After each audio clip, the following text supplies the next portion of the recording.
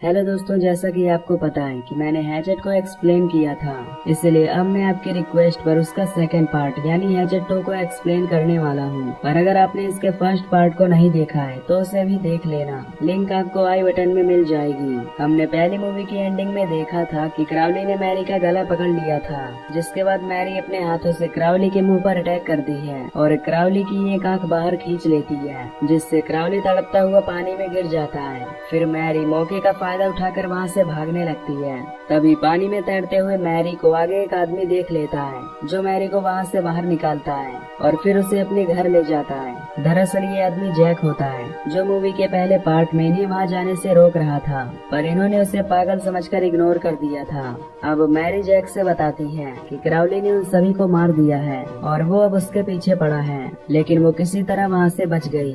इस पर जैक उससे कहता है कि मैंने तुम लोगों को वहाँ जाने से रोकने की काफी कोशिश की, पर किसी ने भी मेरी बात नहीं मानी, जिसकी वजह से उन सभी को अपनी जान गंवानी पड़ी। इसके बाद मैरी बताती है कि वो यहाँ टूर करने नहीं बल्कि अपने पिता और भाई को ढूंढने आई थी, और उस क्राउली ने उसके पिता और भाई दोनों को बुरी तरह मार दिया है। फिर जैक मैरी से उसके पिता का नाम पूछता है, जिस पर मैरी अपने पिता का नाम सैम बताती है। सैम का नाम सुनकर जैक काफी गुस्सा हो जाता है और वो मैरी से कहता है कि वो जल्दी उसके घर से निकल जाए।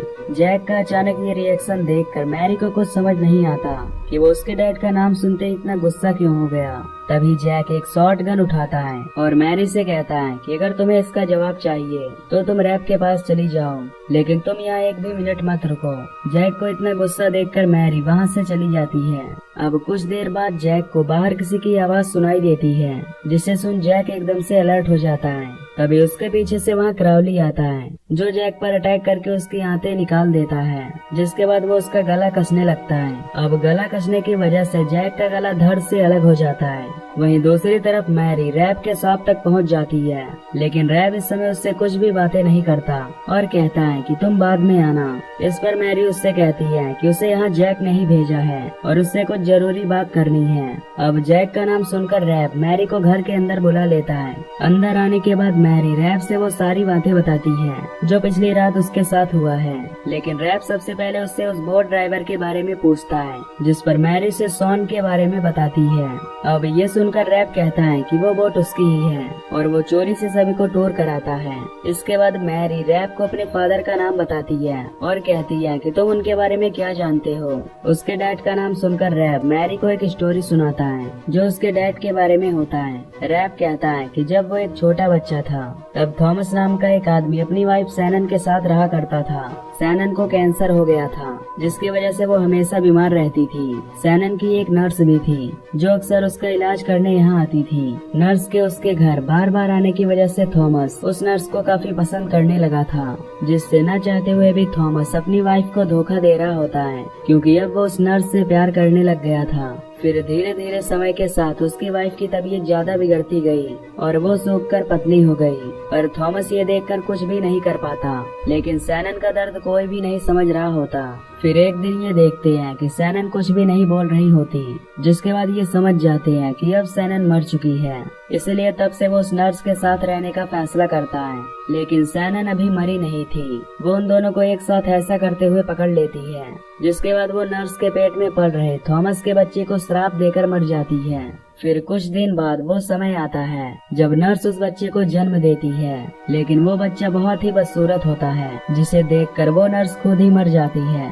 थॉमस भी अपने बेटे के इस बदसूरती से नफरत करने लग गया था, पर जैसे जैसे समय बीतता जाता है वो अपने बच्चे से प्यार करने लगता है। फिर एक दिन वो हैलोवीन की रात आती है जब थॉमस जंगल की तरफ गया हुआ था, जिसके बाद कुछ बच्चे आकर क्राउली के घर पर पटाखे फेंककर उसे जला देते हैं, जिसके 10 साल बाद थॉमस भी मर जाता है। और तब से श्रापित क्राउली अपने फादर को उस दलदल में ढूंढता है और जो कोई भी वहां जाता है वो उसे जान से मार देता है। लेकिन इन सब से मैरी के फादर का क्या लेना देना है? तो दरअसल सैम उन 3 बच्चों में से एक था जिन्होंने पटाखे जलाकर क्राउली के घर फेंके थे। इसके बाद मैरी रैप को वहां चलने के लिए बोलती है, क्योंकि वो अपनी फैमिली की डेड बॉडी लाकर उसे यहाँ दफनाना चाहती है। लेकिन रैप समझ चुका होता है कि मैरी को सिर्फ बदला चाहिए, जिसके कारण वो इसी बहाने वहाँ चलना चाहती है। इसलिए रैप वहाँ चलने से साफ मना कर देता है। ये सुनकर मैरी उस पर इलीगल हंटेड टूर के बारे में धमकी देती है और कहती है कि अगर तुम मेरे साथ नहीं चलोगे तो मैं पुलिस को तुम्हारे बारे में सब बता दूंगी। अब न चाहते हुए भी रैप को उसकी बात माननी पड़ती है और वो वहाँ चलने के लिए मान जाता है, पर वो मैरी से एक शर्त रखता है कि मैरी को अपने अंकल बॉब को भी वहाँ ले चलना होगा। इस पर मैरी उसकी बात मान जाती है और वहाँ से चली जाती है। मैरी के यहाँ से जाने के बाद रैप जस्टिन को बुलाता है, जो कि शॉन का जुड़वा भाई था। रैप उससे कहता है कि शॉन अभी तक बोट लेकर वापस नहीं आया है, इसलिए हम उसे ढूंढने वहाँ जाएंगे। और वो उससे सबसे होनहार हंटर्स को इकट्ठा करने के लिए कहता है, जिसमें वो एक ट्रेंट नाम के आदमी को स्पेशली इनवाइट करता है। अब उधर मैरी अपने अंकल बॉब को बुलाती है और उससे सब कुछ बता देती है, लेकिन यहाँ बॉब कहता है कि क्राउली बस एक अफवाह है जिसे कुछ लोगों ने फैलाया है, इसलिए वो इन सब बातों को पुलिस से बताने के लिए कहता है ताकि वो लोग पकड़े जाएं। फिर मैरी कहती है कि वो एक बार बस उसके साथ उस जगह पर चले, जिसके बाद वो पुलिस के पास चलकर ये बातें बता देंगे। बॉब उसकी ये बात मान जाता है। बॉब से ये कहकर मैरी दोबारा से रैप के पास जाती है, जहाँ सभी हंटर्स इकट्ठा हो चुके होते हैं। रैप उन हंटर्स से कहता है कि उन सभी को शॉन की बोट ढूंढने दलदल में जाना है, जिसके लिए वो उन्हें इनाम भी देगा।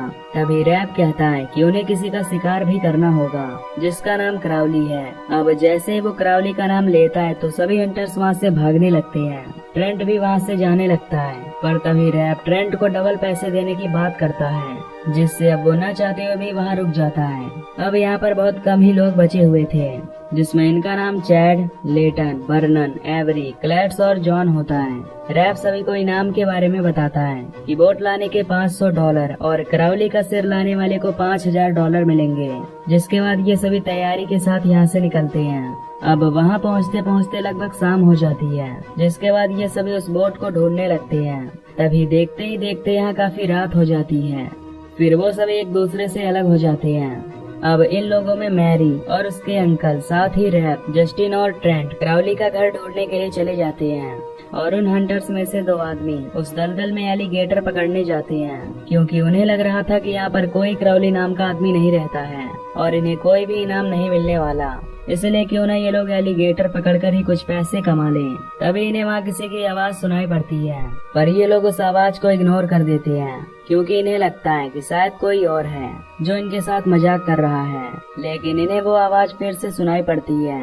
अब ये सुनकर उसमें से एक हंटर झाड़ियों की तरफ बढ़ता है ताकि पता चल सके कि कौन है।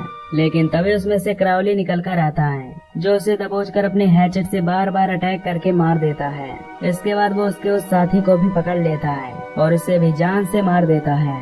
दूसरी तरफ रैप जस्टिन को बताता है कि उसके पास क्राउली को मारने का प्लान है।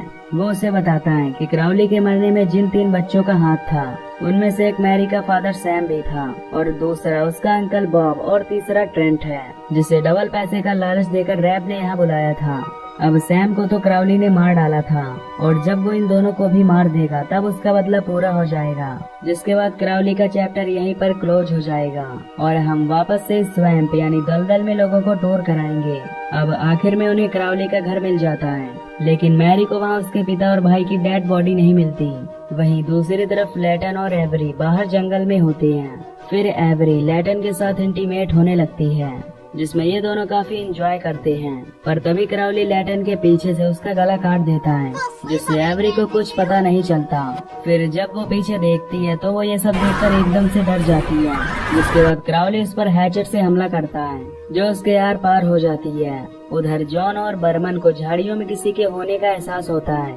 आवाज सुनकर ये दोनों वहाँ चेक करने जाते हैं। तभी क्राउली एक बड़ा सा चैनसो लेकर उनके सामने आ जाता है और पहली ही बार में वो दोनों को काटकर जान से मार देता है। तभी ये शोर सुनकर ट्रेंट अलर्ट हो जाता है। उधर जस्टिन और मैरी दोनों एक कमरे में जाकर छिप जाते हैं। अब यहाँ जस्टिन रैप का सारा प्लान मैरी को बता देता है।